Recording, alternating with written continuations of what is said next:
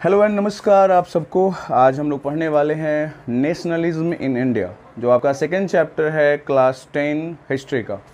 तो चलिए शुरुआत करते हैं। अपने पास रखिए एनसीईआरटी का बुक जो क्लास 10 का हो, और मैं लाइन वाइज पढ़ूंगा और इसे समझाने की कोशिश करूंगा। ठीक है, शुरुआत करते हैं। एज यू हैव सीन, जैसा कि आपने देखा।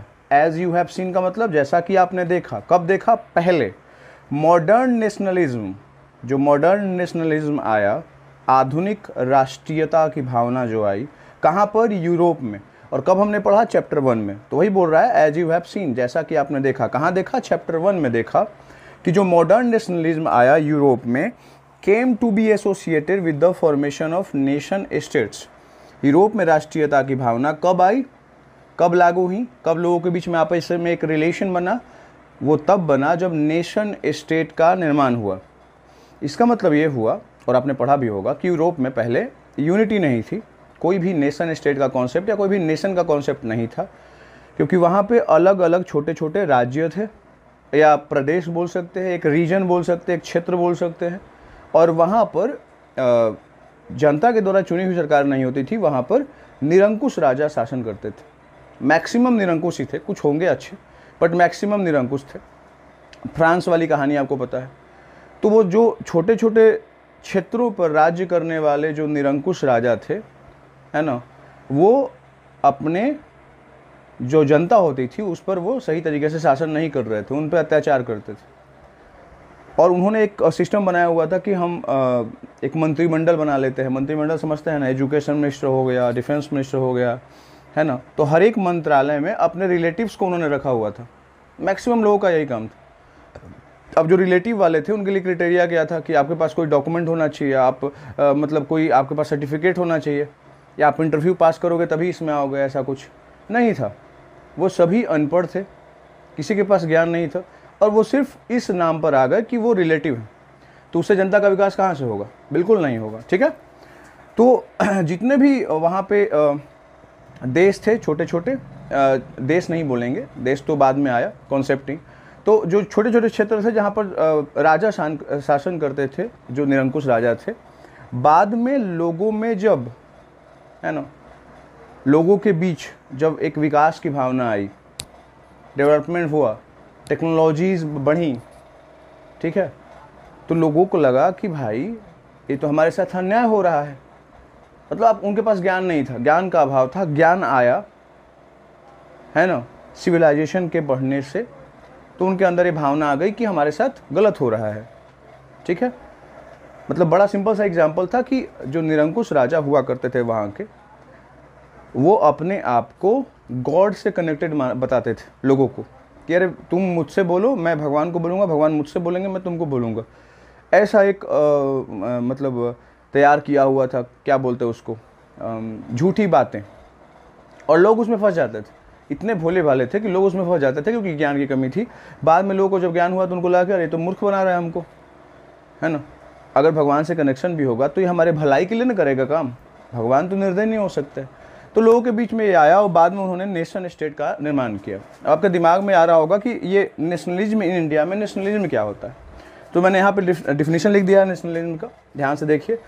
It is a feeling of oneness. Feeling की मतलब क्या होती है? भावना। वननेस का मतलब क्या होता है? कि एकजुट होना, है ना, कि हम सब एक हैं। दैट इमर्जेस, वो कब पैदा हुआ किसी लोगों में? When people living in a common region, जब एक कॉमन रीजन में बहुत दिनों से हम रह रहे हैं, है ना, और वहाँ पर अगर हमारा हिस्ट्री सेम है, हमारे पूर्वज सेम है, पॉलिटिकल एंड कल्चरल बैकग्राउंड हमारा सेम है। पॉलिटिकल मीन्स कि हमारे ऊपर जो शासन करने वाले जो राजा हैं वो अगर सेम हैं, तो हमारे अंदर एक भावना आती है कि मेरे साथ अत्याचार हो रहा है तो मेरे बगल वाले से हो रहा है। मतलब एक खास रीजन तक अत्याचार हो रहा है, और उस खास रीजन के सभी जिन पे अत्याचार हो रहा है वो एकजुट होते हैं।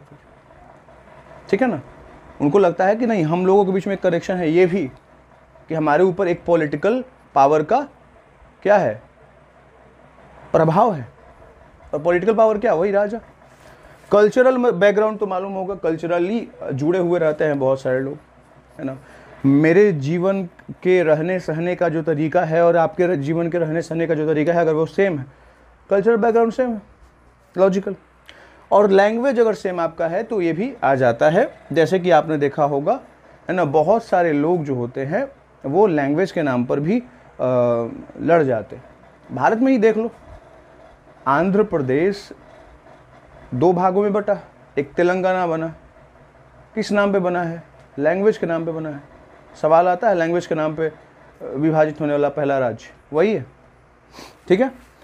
तो वो जितने भी लोग थे जो लैंग्वेज जिनका सेम था, कल्चरल बैकग्राउंड सेम था, हिस्टोरिकल जो चीज़ें थी उनके साथ वो सेम थी, तो वो एक दूसरे को मतलब अपना मानते थे और उन्होंने अपने आप को कंसीडर देमसेल्फ, अपने आप को उन्होंने कहा कि मैं एक नेशन हूँ। उन्होंने अपने आप को एक नेशन डिक्लेयर कर लिया अपने आप में, आपस में। वो लिखित रूप से नहीं था, वो एकदम फिक्स नहीं था कि साइन किया हुआ है, मोहर मार दिया मैंने कि नहीं अब हो गया। वो बाद की बात है, तत्काल मन में भावना आ गई कि नहीं हम लोग सब एक हैं। बातें समझ में आ गई? तो ये है नेशनलिज्म, इसको आप लिख सकते हैं, it is the feeling of oneness that emerges when people living in a common region share some historical and political cultural background and same language, है ना, and consider themselves as one nation। एक and आप हटा सकते हैं यहाँ पर, ठीक है। बातें समझ में आ गई। अब बात करते हैं नेशन स्टेट की, जो मैंने वहाँ पर दिया है। नेशन स्टेट के बारे में आपको मालूम चल ही गया होगा थोड़ा सा, बट बता देते हैं। नेशन स्टेट जानने से पहले आपको जानना होगा स्टेट किसे कहते हैं। तो ये आपको मालूम होना चाहिए कि किसी भी स्टेट का निर्धारण जो होता है वो इन चारों क्राइटेरिया पे होता है कि भाई अगर इनके पास ये 4 चीज़ें हैं तो वो स्टेट कंसीडर किए जाएंगे। जैसे एक लैंड है ना, ये तो बहुत इंपॉर्टेंट है। लैंड ही नहीं रहेगा तो फिर स्टेट कैसे बनेगा? ज़मीन रहना बहुत ज़रूरी है, क्षेत्र रहना बहुत ज़रूरी है। तो लैंड होगा और उस लैंड पर रहने वाले लोग थोड़े से मतलब उनकी संख्या ठीक ठाक होगी, पॉपुलेशन। अब मान लीजिए बहुत बड़ी भूमि है, वहाँ कोई रह नहीं रहा है, तो एक स्टेट की तरह नहीं लिया जा सकता है, बिकॉज भावना कितने लोगों के बीच में होगी। मान लीजिए एक बिहार जैसा राज्य है और वहाँ पे रहने वाले लोग हैं मतलब मात्र 100 ग्रुप, तो उन 100 ग्रुप के लोग ग्रुप के बीच में वो नेशनलिज्म की भावना उस तरीके से प्रसारित नहीं हो पाएंगी, है ना, जैसा होना चाहिए। लोग बढ़ेंगे तो होंगे, तो लैंड और उसके करस्पॉन्डिंग आप कह सकते हैं कि क्या होना चाहिए? पॉपुलेशन होना चाहिए। उसके बाद क्या? उनके ऊपर एक शासन करने वाला होना चाहिए, गवर्नमेंट। अभी देखिए, शासन करने वाला जो गवर्नमेंट होता है ना, वो बहुत सारे प्रकार के होते हैं, आपको मालूम ही होगा। तो वो गवर्नमेंट होना ज़रूरी है ना। लेकिन इस गवर्नमेंट को भी जो चुने वो कौन हो? वो वहाँ की जनता हो, तब जा कर के होगा, ठीक है। तो यहाँ पे ये हो गया। उसके बाद हम क्या बोलते हैं? नंबर 4 आप इसको लिख सकते हैं, सोवरेनिटी। जी का उच्चारण लुप्त होता है, सोवरेनिटी, ठीक है ना। इसका मतलब होता है the power of a country to control its own government. इसको आप लिख सकते हैं, पावर ऑफ ए कंट्री, एक देश का ऐसा पावर है ना जिसमें वो कंट्रोल कर सकता है।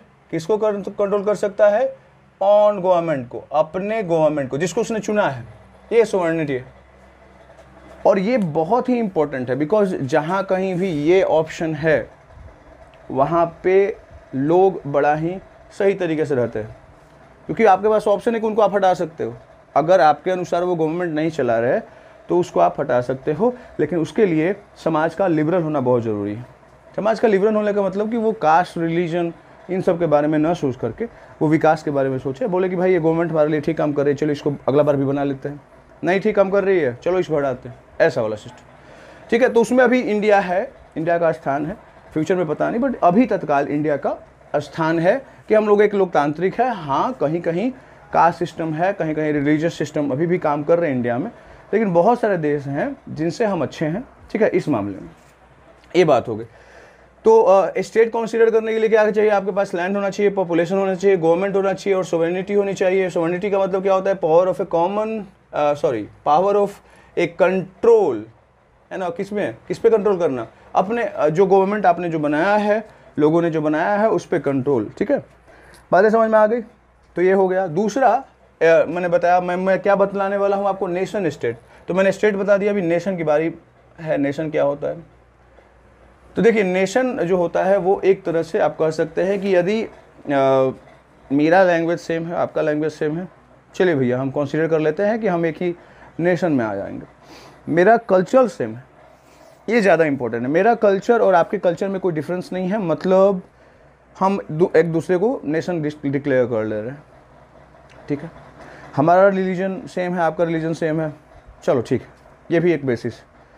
लेकिन कभी कभी नेशन जो होता है वो एक बाउंड्री में नहीं आ पाता है ना, कोई एक फिक्स बाउंड्री इसका नहीं है, ऐसा एक बाउंड्री हो गया ये नेशन हो गया, तो हर बार ऐसा नहीं होता है। रीजन क्या है इसके पीछे कि ये जो कल्चरल बैकग्राउंड का होना, कि मेरा कल्चर मैं जैसे रहता हूँ, आपका कल्चर आप जैसे रहते हैं ये सेम है तो होगा, लेकिन ज़रूरी नहीं है कि ये एक ही क्षेत्र में रहते हो, ठीक है ना, एक ही क्षेत्र में रहते हो ऐसा ज़रूरी नहीं है। एग्जाम्पल आपको समझा सकते हैं, इज़राइल का आपने नाम सुना होगा। इज़राइल जो है उसको बने हुए बहुत ज़्यादा दिन नहीं हुए, ऐसा नहीं कि 150 सालों से था, ये इधर है और नज़दीक आइए, 60-70 साल हुए होंगे, अभी एग्जैक्ट आइडिया नहीं है मेरे पास, बट ज़्यादा दिन नहीं हुआ है इज़राइल को बने हुए। तो इज़राइल जो देश था वो मेनली एक आप बोल सकते हो ज्यूज जो लोग थे, है ना, एक धर्म आप बोल सकते हैं इसे, एक रिलीजन बोल सकते हैं। और ये लोग जो थे वो एक तरह से इनका कोई देश नहीं था अपना, हर एक देश में बटे हुए थे, इंग्लैंड, अमेरिका एंड बहुत सारे देशों में, तो इनका अपना कोई देश नहीं था, ठीक है। लेकिन ये आपस में अपने आप को कनेक्टेड मानते थे बिकॉज इनका एक ही रिलीजन था, ज्यूज, ठीक है, एक खास तरह का रिलीजन। बातें समझ में आ रही हैं। बाद में जब इजराइल बना तो दुनिया के जितने भी ज्यूज लोग थे वो इजराइल में आकर के क्या हो गए, मतलब अपने आप को वहाँ पर जाकर के सेटल कर लिया, बिकॉज बाकी जगहों पर मुझे लगता है इंडिया को छोड़ करके, ठीक है ना, या कुछ और देश हो सकते हैं, बिल्कुल वहाँ पर उनको क्या प्रताड़ित किया जा सकता था या करते होंगे लोग, ठीक है। तो वहाँ पर ये क्या हुआ, ये लोग जो हैं वो कहाँ पे आगे कंसिडर हो गए भाई, इजराइल में। आपने सुना होगा जब पाकिस्तान के आतंकवादियों ने हमला किया था भारत पे, ताज होटल पे, तो वहाँ पे इन लोगों के मरने की भी संख्या ठीक ठाक थी, क्योंकि बहुत बड़ी मात्रा में ये भी रहते थे वहाँ, ठीक है। तो वो ये वही मुझे याद आ गया कि ये लोग जो थे वो मतलब फिर अपने आप को कहाँ पे जाकर के सेटल करने लगे, इजराइल में, हर जगह के इजराइल में। तो अभी नियम इजराइल ने भी लगाया हुआ है कि दुनिया के किसी भी क्षेत्र में अगर कोई ज्यूज जन्म लेता है तो उसको अपने आप नागरिकता मिल जाएगी। कहाँ की, इजराइल की। रीज़न, पॉपुलेशन उतना ज़्यादा नहीं है, क्षेत्र तो ये अपना बढ़ा लिया है, धीरे धीरे बढ़ा रहा है, लेकिन पॉपुलेशन उतना नहीं है। और इनकी खासियत है कि बहुत सारे डिस्कवरीज में इनका हाथ है, इन्वेंशंस में इनका बहुत बड़ा हाथ है, ठीक है। मतलब कोई भी चीज़ का आविष्कार हो उसमें बहुत बड़ा योगदान इनका भी है, आज भी है। आज भी इनका विकास इतना है कि 60 to 70% लैंड इनका कैसा है, रेगिस्तान है ना, मरुस्थल है, फिर भी वहाँ पर ये इतनी मात्रा में फसल उगा लेते हैं कि खा सके और कुछ तो बेच भी सके। ये बहुत बड़ी बात है। रीजन क्या है, टेक्नोलॉजी बहुत बेस्ट, ठीक है। तो ये हो गया। तो नेशन का मतलब सिर्फ ये नहीं होता है कि पॉलिटिकल बाउंड्री एक होना चाहिए फिक्स, ज़रूरी नहीं है, आपका वो अलग अलग हो सकता है, बट आपके बीच में जो रिलेशन होगा, अगर रिलीजन का है, कल्चर का है, मेनली कल्चर का मैं मानता हूँ, है ना, अगर है तो आप क्या होते हो, एक नेशन के रूप में कंसिडर किए जा सकते हो। दूसरा एक एग्जांपल समझा देते हैं भारत से, नहीं तो आपके साथ अन्याय होगा। तमिल आपने नाम सुना होगा, तमिलनाडु, तमिल। तो तमिल क्या है, एक भाषा है। भाषा के आधार पे आप इनको कंसिडर कर सकते हो कि एक है। तो बहुत सारे तमिलियन लोग जो थे वो श्रीलंका में चले गए, अभी वहीं पे उनके पूर्वज रहे, वहीं पे वो रह रहे हैं, लेकिन वहाँ पर श्रीलंका के जो मूल निवासी है, जो बौद्ध लोग हैं, वो उनको उस तरीके का क्या बोलते हैं, गवर्नमेंट में, सरकार में उस तरीके का प्रतिनिधित्व नहीं दे रहे हैं। प्रतिनिधित्व का मतलब होता है कि उनको उसमें भाग लेने नहीं दे रहे हैं। अब एजुकेशन मिनिस्टर बनाएंगे तो हम तमिलियन को नहीं बनाएंगे, बनाएंगे तो कोई बौद्ध होगा उसी को बनाएंगे, भले उसके पास क्या हो, मतलब उतनी क्षमता हो। तो क्षमता के आधार पे नहीं, वहाँ पे कैसे काम हो रहा है, रिलीजन के आधार पे। एक तरह से जो तमिल लोग हैं वो मेनली वहाँ पे हिंदू लोग हैं, ठीक है ना, तो उनके साथ क्या हो रहा है, भेदभाव हो रहा है एक तरह से, ठीक है ना। अब यही नतीजा है कि श्रीलंका में धीरे धीरे, है ना, वो अपने आप को क्या कर रहा है, अभी आपने देखा होगा कि इंडिया भी उसकी मदद नहीं कर रहा है उतना ज़्यादा। रीज़न क्या है कि आप तमिल लोग का रिलेशन किसके साथ है? इंडिया के साथ है, उनके साथ भेदभाव आप कर रहे हो, तो भारत भी आपके साथ भेदभाव करेगा ना थोड़ा सा। तो वही है कारण कि उतनी मदद भारत नहीं कर रहा है जितनी मदद वो कर सकता है, और आसानी से उसको इस वाली सिचुएशन से हटा सकता है। जैसा कि आपने अभी देखा होगा न्यूज़ चैनल पे कि श्रीलंका की हालत बहुत बुरी हो गई है, लोग राष्ट्रपति भवन में जाकर के किचन में हमला कर दे रहे हैं और किचन में खाना खा रहे हैं, इतनी हालत खराब। ठीक है, ये हो गया, मालूम चल गया होगा ये राष्ट्र का मतलब क्या होता है। अभी देखो बड़ा सिंपल सा है, अब जब ये दोनों मिलेंगे तो क्या हो जाएंगे? Nation state. क्या हो जाएंगे? Nation state. और नेशन स्टेट का मतलब यही हो गया कि रिलीजन के आधार पे लैंड जो होगा और रिलीजन या मतलब मेरा नस्ल है। आपने देखा होगा अमेरिका के मूल निवासी कौन है? जो काले काले हैं वो, और जो गोरे गोरे हैं वो कौन है? जो जाकर के इंग्लैंड से वहीं पे जाकर बस गए। उनको लगा कि यहाँ का जो क्या बोलते हैं उसको, सीज़न, जो मौसम का हाल चाल है, एटमॉस्फेयर का, वो मेरे रहने लायक है, तो वहाँ पे लोग बस गए। ठीक है, तो और फिर उन्होंने देखा कि यहाँ पे हो सकता है कि विकास की वो चीज़ें हैं, और देखा अमेरिका कितना विकसित हो चुका है। तो जब देखा ये जाता है कि रिलीजन के आधार पे, है ना, जब लोग एक स्टेट का निर्माण करते हैं तो उसे कहा जाता है नेशन स्टेट। ठीक है ना, रिलीजन के आधार पे या कोई एक खास क्राइटेरिया पर जब स्टेट का निर्माण होता है उसे नेशन स्टेट कहते हैं। स्टेट तो मालूम चलें क्या होगा, ठीक है ना। अब वो जो स्टेट बनता है ना, जो किसी खास मकसद से बनाया जाता है, उसमें ये वाली चीज़ें जो है ना वो गौन हो जाती हैं, ये सोवरेनिटी नहीं होगी। वहाँ पे आप अपने गवर्नमेंट को कंट्रोल उतनी अच्छे तरीके से नहीं कर सकते हैं जितना बाकियों में होगा, है ना। नेशन स्टेट में सबसे बड़ा एग्जाम्पल जो है वो उस देश का लेते हैं जो हमारे पड़ोसी है, और उससे बेस्ट एग्जाम्पल नहीं हो सकता है, वो है पाकिस्तान।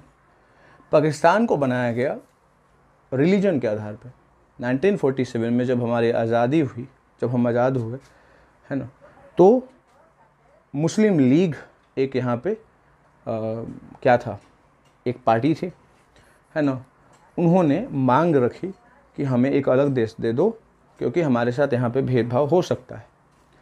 लोगों ने उनकी बातें सुनी, है ना, होना नहीं चाहिए था लेकिन हुआ, और पाकिस्तान को एक अलग राष्ट्र दे दिया गया।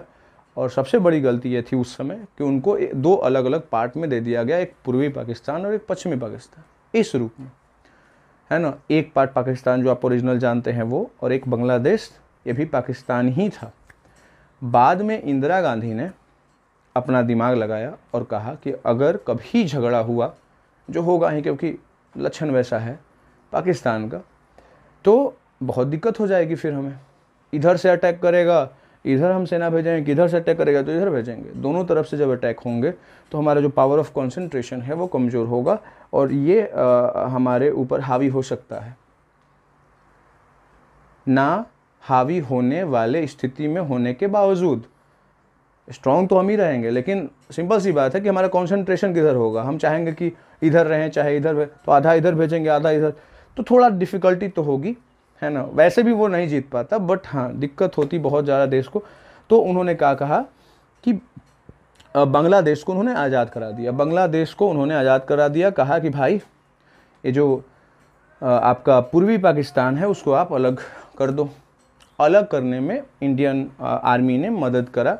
और इसमें अलग कब होता है कोई, अगर मैं कहूँगा कि आप अपने परिवार से अलग हो जाइएगा, आप अलग हो जाइएगा? नहीं अलग होइएगा, उसका एक खास रीज़न होना चाहिए। कैसे आप परिवार से अपने अलग हो सकते हैं? अगर आपका आपके ही परिवार में भेदभाव आपके साथ हो रहा हो तो, यानी एक भाई को बहुत प्रेम मिल रहा हो, आपके साथ नहीं मिल रहा हो, नॉर्मल बात है, कभी कभी होता है किसी किसी घर में, तो आप कहेंगे कि नहीं मैं आपके साथ नहीं रहूँगा क्योंकि आप मेरे साथ भेदभाव कर रहे हैं, और आप उनको कारण बताएंगे, उसके बाद आप अलग हो जाएंगे। वैसा ही हुआ, पूर्वी पाकिस्तान जो था, जो बांग्लादेश आज है, उनके साथ बहुत बड़ा भेदभाव होता था। कहीं पर भी उनको, जैसे अंग्रेज़ों के सेना में इंडियंस को कोई बड़ा पदवी नहीं मिलता था, भले ही आप कितने टैलेंटेड हो, वैसे ही पूर्वी पाकिस्तान के रहने वाले लोगों में से किसी को भी एक अच्छा पद नहीं दिया जाता था पाकिस्तानी आर्मी में। रीजन बड़ा साफ था, उनको लगता था कि वो धोखा दे सकते हैं, ऐसा कुछ, तो भरोसा ही नहीं है तो फिर किस लिए मुझे अपने साथ रखे होंगे। तो लोगों ने कहा कि भाई चलो अलग कर, अलग करो, बांग्लादेश के लोगों ने कहा, तो वो अलग करने के लिए भी तैयार नहीं था। तब इंडियन आर्मी ने मदद कहा कि अलग नहीं करेगा, इससे कैसे होगा, जब उन लोग का मन है तो करो अलग। होता है ऐसा आदमी, है ना। एक तो मदद करने वाला ज़रूर होगा, और वहाँ पे मदद करने से हमें लाभ ये था कि अब दोनों अलग अलग हो गए। ये ज़्यादा परेशान करता नहीं है, वो परेशान करते रहता है, परेशान हमें करने से ज़्यादा खुद ही परेशान रहता है, तो उसमें कोई दिक्कत नहीं है। और इससे हमारा एक बहुत ही क्या हुआ, मतलब फ़ायदा हुआ। एक तो पाकिस्तान जो है वो बना कैसे, रिलीजन के आधार पे। वैसे ही कोई भी अगर राज्य बनता है खास मकसद से, तो नेशन स्टेट में आएगा। लैंड, पॉपुलेशन, गवर्नमेंट देखो पाकिस्तान में भी है, बट ये नहीं रहेगा, ये मतलब बाई चांस ही रहेगा, है ना। क्यों नहीं है, क्योंकि वहाँ पर गवर्नमेंट तो बना हुआ है, बट वो आर्मी का मतलब ये होता है, पिट्ठू बन जाता है। आर्मी जो कहती है वो सुनता है, सिर्फ दिखाने के लिए ये गवर्नमेंट है कि वहाँ पे गवर्नमेंट शासन करती है, बाकी वहाँ पर गवर्नमेंट जैसा कुछ नहीं है, ठीक है। उसके बाद नेशन स्टेट को और एक और तरीके से डिफाइन कर सकते हैं, जिसका कल्चरल और पॉलिटिकल बैकग्राउंड एक हो। ये एग्जांपल थोड़ा समझते हैं। जैसे जम्मू कश्मीर में या कश्मीर में एक खास रिलीजन को मानने वाले लोग हैं, नॉर्मल सी बात है, श्रीनगर में। और कन्याकुमारी में एक खास तरह के लोग मानने वाले होंगे, रिलीजन को मानने वाले होंगे। लेकिन दोनों का पॉलिटिकल बाउंड्री क्या है, सेम। वहाँ के लोगों से पूछे कहाँ है देश, इंडिया। जम्मू कश्मीर में इंडिया, पीओके में जाइए, है ना, जिस पे पाकिस्तान ने अनाधिकृत कब्जा किया हुआ है, वहाँ पर भी जाइए, कौन है भाई देश, इंडिया, है ना। तो रिलीजन अलग अलग होने के बावजूद पॉलिटिकल बाउंड्री एक है ना। तो उसको नेशन स्टेट नहीं बोलेंगे, है ना। पाकिस्तान को बोलेंगे नेशन स्टेट, क्योंकि पाकिस्तान की किसी भी बाउंड्री पर जाके बोलिएगा कि आपका क्या है रिलीजन, मेरा ये है, और इधर जाके पूछेगा किसी और दूसरे मतलब डायरेक्शन में जाके, तो वहाँ पर भी वो सेम मिलेगा। 1-8% हो सकता है, और भी शो करने के लिए है कि मैं लोकतांत्रिक हूँ, डेमोक्रेसी है मेरे यहाँ, ऐसा कुछ है ही नहीं, ठीक है। तो नेशन स्टेट का कॉन्सेप्ट समझ में आपको आ गया। कल्चरल बाउंड्री और पॉलिटिकल बाउंड्री सेम होना चाहिए, है ना। हमारा पॉलिटिकल बाउंड्री सेम है, बट कल्चरल बाउंड्री सेम नहीं है। अलग अलग कल्चर को मानने वाले लोग हमारे यहाँ हैं, हम यूनियन ऑफ स्टेट्स हो सकते हैं। एग्जाम्पल में बहुत सारे आ जाएंगे नेशन स्टेट में, यूएई आ गया, फ्रांस आ गया, ये सब इनको खास मकसद से बनाया गया है, या खास मकसद या खास एक क्राइटेरिया को फॉलो करने। यूएई में कौन, एक खास रिलीजन को मानने वाले लोग हैं ना। तो ये हो गया, पॉइंट समझ में आ गया। It also meant a change, book पे आ जाते हैं। It also meant a change in people's understanding of who they are, वो कौन थे, है ना। इसका विचार लोगों के बीच में आया, और इसकी जो समझ थी उसमें परिवर्तन आया। पहले मैं क्या था इससे मतलब नहीं है, अब मैं क्या हूँ और मेरी स्थिति क्या है, इसमें ये सोचना शुरू लोगों ने कर दिया। And what define their identity, और मेरी पहचान क्या है, ये इंपॉर्टेंट है ना। आपसे जब कोई पूछता है ना कि आप कौन हो, तो आप बहुत ही प्राउडली बोलते हो कि मैं इंडियन हूँ, और ये बड़ा अच्छा लगता है ना। जिसको अच्छा नहीं लगता है तब तो समझ लीजिए कि वो क्या है, बकवासी है वो। लेकिन नॉर्मल 99% या 99.99% लोगों को इंडिया पर प्राउड फील होता होगा, इसमें कोई डाउट ही नहीं है, ठीक है ना, जो इंडिया में रहते हैं। और ये आइडेंटिटी हमें एक सेल्फ ऑफ बिलोंगिंग देता है। तो मैंने बोला सेंस ऑफ बिलोंगिंग, है ना। जम्मू कश्मीर में रहने वाले लोगों का बिलोंगिंग कन्याकुमारी के साथ, कन्याकुमारी में रहने वाले लोगों के साथ होगा। रीज़न क्या है कि एक हमारा आपस में संबंध दिखता है, कैसा भाई, पॉलिटिकल बाउंड्री हमारा सेम है, और कल्चरली भी सेम है, अगर एक तरह से देखा जाए। रिलीजियस वाइज नहीं मैं बोल रहा हूँ। यहाँ पर पहले जो मतलब हमारा कल्चर था वो लगभग सेम है, और आज भी सेम ही है, आप बता सकते हो। रहने खाने ये सब तरीका थोड़ा मतलब क्या बोलते हैं उसको, जियोग्राफिकल चेंज होने से बदलाव आया है, लेकिन नॉर्मली हम कह सकते हैं कल्चरली हम एक दूसरे से जुड़े हुए हैं, है ना। बाद में लोगों ने अटैक किया यहाँ पर इंडिया पे, लोगों में बदलाव आया। हमारे सोसाइटी में भी बहुत सारे लोगों के साथ भेदभाव होता था, उन्होंने अपना कल्चर चेंज कर लिया। तो ये सब रीजन है। तो ये हो गया। आगे है new symbols and icons, new songs and ideas, forged new links and redefined the boundaries of the communities. बताया गया है नए सिंबल है। और भारत का सिंबल क्या है? इंडिया का symbol Indian flag. Indian flag हमें यूनाइट करता है। इंडियन फ्लैग देखते हैं, रिस्पेक्ट में हम खड़े हो जाते हैं। तो ये हो गया सिंबल, एक खास तरह का सिंबल, एक खास देश से जुड़ा हुआ है, तो एक भावना आ जाती है। आइकन्स की बात करें, आइकन्स दो तरह के होते हैं। एक आइकन्स तो लोग होते हैं, सुभाष चंद्र बोस हो गए, भगत सिंह हो गए, है ना, महात्मा गांधी हो गए, तो ये सब आइकन्स है ना। लेकिन एक आइकन होता है जो पिक्टोरियल आइकन होता है सिम्बोलिकल आइकन होता है। सिंबल आइकन में अंतर होता है। सिंबल वैसा होता है जो डायरेक्ट मैसेज नहीं करता है जैसे तिरंगा देख करके आपको इंडिया का इमेज आता होगा कि भाई भारत एक देश है, इसके यहाँ रहने वाले हम लोग हैं, है ना। तो एक बिलोंगिंग आता है, self of belonging, sense of belonging. लेकिन आइकॉन जो होता है वो डायरेक्ट मैसेज देता है। अभी आइकॉन डायरेक्ट मैसेज देता है, ये कैसे हो गए? एग्जाम्पल बताइए। तो फ्लिपकार्ट का आपने देखा होगा एक आइकॉन होता है जिसमें एक व्हील चेयर होता है, व्हील चेयर नहीं बोलेंगे उसको, एक व्हील वाला होता है ना, जिसमें मतलब कोई भी सामान हम रखते हैं, है ना। अगर आवाज़ आएगी तो उसको म्यूजिक की तरह लेंगे पीछे से। तो जो आता है, क्या बोल रहे थे वो, जो पिक्चर आपको दिमाग में आता है, जैसे ही वो इमेज आपके पास आता है, सामने आता है, तो आप समझ जाते हैं कि ये शॉपिंग वाला कोई चीज़ है ना। फ्लिपकार्ट शॉपिंग का ही है, एक ऑनलाइन वेबसाइट। तो आपको कोई पिक्चर देख करके डायरेक्ट मैसेज पता चल जाता है कि इसका कहने का अर्थ क्या है। आपने एक और सबसे बेस्ट एग्जांपल देते हैं। आपने पी देखा हुआ और लिखा हुआ कहीं कहीं और उसको रेड कलर से क्रॉस किया रहता है, उसका मतलब होता है no parking, direct message symbol में ऐसा नहीं है, ये आइकन्स में मिलेगा आपको। पता चला आपको सिंबल और आइकन में अंतर क्या होता है, ठीक है। तो ये हो गया। तो सिंबल और आइकन दोनों जरूरी है। अब बोलिएगा कि ये आइकन का क्या योगदान है? सिंबल का तो हमने बताया कि भारत एक राष्ट्र है, तिरंगा एक मैसेज दे रहा था, है ना। तो और बाकी जगहों पे, तो जैसे एक एग्जांपल मैं देना चाहूँगा आपको, स्वराज फ्लैग एक बना था जिसमें स्वराज फ्लैग में 3 कलर यूज हुए थे, रेड, ग्रीन एंड वाइट, और बीच में एक मध्य में एक व्हील था, है ना, एक पहिया था। और वो मैसेज कर रहा था कि भाई हमें यहाँ से, मतलब मुझे आज़ाद करो। स्वराज मूवमेंट 1921 में महात्मा गांधी के द्वारा मतलब लागू किया गया। अब वो झंडे का मतलब क्या, वो झंडा क्या है, वो आइकन है, वो एक मैसेज है। कैसा मैसेज है भाई? डायरेक्ट मैसेज है ना। और आजकल तो मतलब हमारे पास सोशल मीडिया है, तो हम लोगों को जागृत कर देते हैं सोशल मीडिया का यूज़ करके, लेकिन पहले नहीं था। तो लोग इन्हीं आइकन्स का यूज़ करते थे, और उन आइकन्स का जो मैसेज होता था, जो वो देना चाहते थे, वो आइकन का एक खास मकसद होता था ना, एक खास मैसेज देने वाला आइकन बनता था। अब वो झंडा जैसे ही ऊंचा उठा तो भीड़ में सभी लोगों ने उसको देखा और सब लोगों ने समझ लिया कि वो झंडा हमें क्या कहना चाहता है। रीजन क्या है कि उस झंडे के द्वारा जो मीनिंग निकलता था, वो मीनिंग लोगों में प्रसारित कर दिया जाता था माउथ वाइज। कैसे गाँव में होता है, एक जगह पे कुछ हुआ तो सब जगह हल्ला हो गया, वैसे ही। लेकिन इससे क्या हुआ कि लोगों में एक खास तरह का टारगेट फिक्स हो गया, सेंट्रलाइजेशन हो गया कि मुझे वो करना है। तो फ्लैग का मेन काम ये होता था। दूसरा मैंने क्या बताया, एक और एग्जांपल मैंने क्या बताया नहीं, मैं बताने वाला हूँ। ये वो है स्वदेशी मूवमेंट, बंगाल में हुआ start. Red, green and yellow flag का यूज हुआ था, है ना, स्वदेशी। अभी जैसे ये फ्लैग आएगा भैया, लोग समझेंगे कि नहीं, अरे ये सामान अंग्रेजों ने बनाया है, छोड़ो इसको, किसको खरीदेंगे? जो इंडियंस ने बनाया है। थोड़ा महंगा ही होगा, बट मैं जो इंडियन ने बनाया है मैं उसी को खरीदूंगा। और ये इनडायरेक्ट क्या था, उन पे प्रहार था। लेकिन वो कुछ कर भी नहीं सकते थे हम, क्योंकि स्लोगन नहीं बोलते थे, स्लोगन कम यूज करते थे। झंडा ही लहरा दिए, झंडा लहराए ना, वो इनडायरेक्ट मैसेज पहुंच गया, है ना। ऐसे ऐसे कैसे बोलने पर मैसेज स्प्रेड होता है, वो सिर्फ आइकॉन्स से मैसेज स्प्रेड होना शुरू हो गया, ठीक है। पॉइंट समझ में आपको आ रहा है?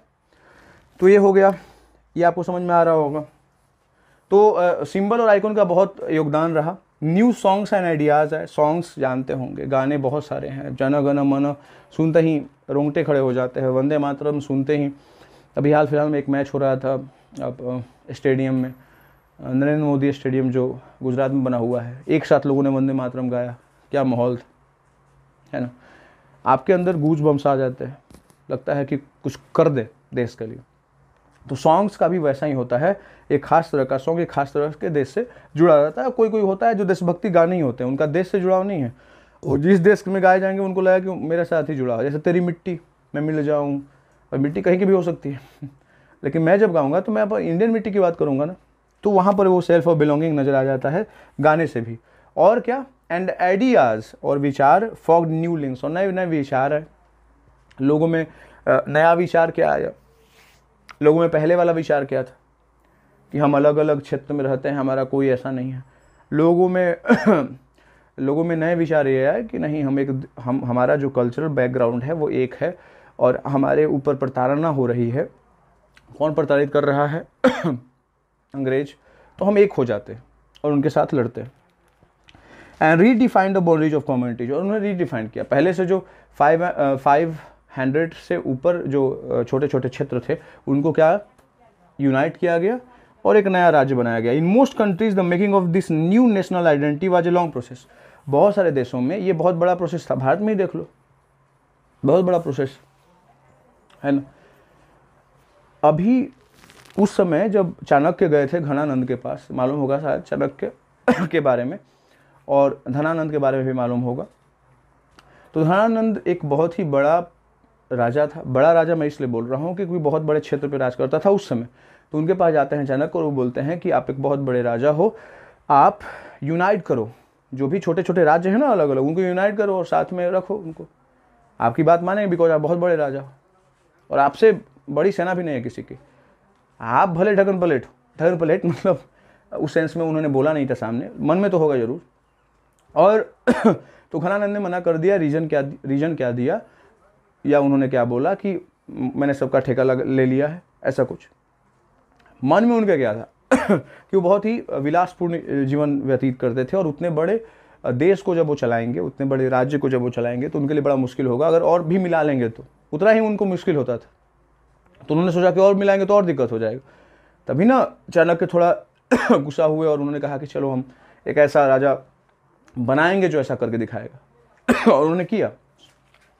ठीक है, तो बहुत सारे देशों में ये लॉन्ग प्रोसेस होता है। देखो कहाँ से चलते आ रहा है।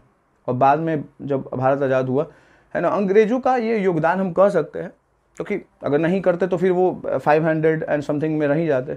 वहाँ पर एक यूनाइट करने के लिए फिर आपको एक बहुत ही बड़े राजा की ज़रूरत पड़ती है, और वो राजा की तरह काम कर दिया यहाँ पे अंग्रेजों ने। उन्होंने यूनाइट कर दिया, एक तरह से यूनाइट तो नहीं ही किया, वो उन्होंने कोशिश किया लास्ट में जाते जाते तक कि हम इनको बिखाड़ के चले जाए, मतलब इधर उधर करके चले जाए। लेकिन हमारे यहाँ भी थे सरदार वल्लभ भाई पटेल, उनका बहुत बड़ा योगदान है, लौह पुरुष कहा जाता है उन्हें। उन्होंने कहा कि नहीं भैया हम अलग होने नहीं देंगे। अगर उनको सारी अथॉरिटी दे दी जाती तो ना पाकिस्तान अलग होता ना कोई अलग होता। दुर्भाग्यपूर्ण है ये हमारे लिए कि उनको पूरी अथॉरिटी नहीं दी गई, उनको सिर्फ डोर के पीछे रखा गया। डोर के पीछे मतलब उनके पास कंट्रोल उतना नहीं दिया गया, जितना कंट्रोल दिया गया उतना उन्होंने काम किया। ठीक है, how did this consciousness emerge in India. Bharat में लोगों के बीच में चेतना कैसे फैली, इस पर हम बात करेंगे आगे, है ना। तो भारत के बीच में चेतना कैसे फैली, मैंने बताया था आपको। सबसे महत्वपूर्ण जो चेतना फैलने वाली चीज़ है कल्चरल बैकग्राउंड का होना हमारा सेम। दूसरा कि हिस्टोरिकल बैकग्राउंड का सेम होना।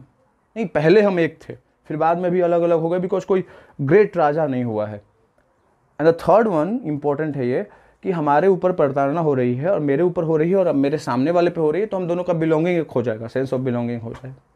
तो हम कहेंगे कि नहीं हम एक ही हैं। ऐसा हो जाता है बहुत बार।